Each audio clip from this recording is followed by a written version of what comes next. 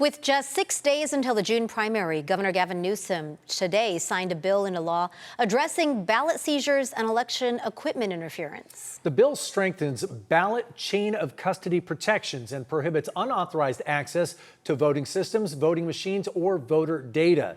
It also gives the California Attorney General, Secretary of State, and local election officials the ability to respond quickly with legal action if there is a threat of election interference.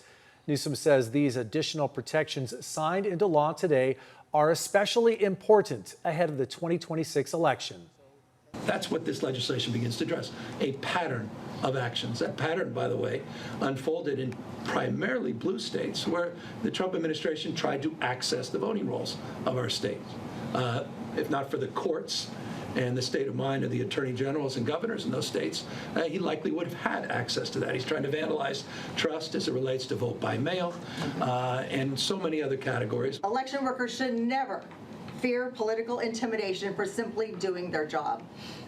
Voters should never wonder whether ballots were improperly handled, and law enforcement powers should never be misused in ways that jeopardize the integrity of our democratic process. The state leaders pointed to Riverside County Sheriff and Republican gubernatorial candidate Chad Bianco's recent seizure of Proposition 50 ballots that Bianco says was due to suspected fraud. The California Supreme Court stopped Bianco's process for now. Meanwhile, Governor Newsom called on all 58 counties to tally election results faster, though no additional funding or resources have been allocated for that effort. And when it comes to elections, state officials have sounded the alarm on protecting poll sites from immigration enforcement. Today, Assembly members debated contentiously for hours on a package of bills addressing ICE activity here in California. One especially contentious bill, AB 2230. Its author, Democratic Assembly member Ana Maria Avila Farias, says the bill is intended to protect poll sites and daycare facilities from federal immigration enforcement. They would have to have a judicial warrant, subpoena, or court order. Democrats expressed strong support, saying these are sensitive sites that warrant more protection. Republicans say the bills are preventing law enforcement from doing their job. You're going to hear first from the Democrats, then from Republicans.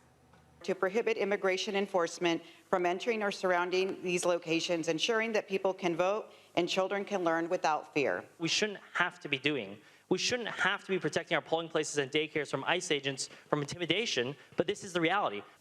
Because this is a reality for us. It is not, we're not reading this in books. A theme by the majority party of this legislature, and that is, let's demonize federal law enforcement agents. This doesn't make us bad people. This doesn't make us morally repugnant. The bill passed the Assembly largely along party lines and now heads to the Senate. We reached out to the White House and asked if they plan on sending ICE or any other federal agents to California polling sites in June and/or November. They did not answer our question directly, instead saying President Trump is committed to ensuring Americans have full confidence in voting, including via stricter voter ID requirements.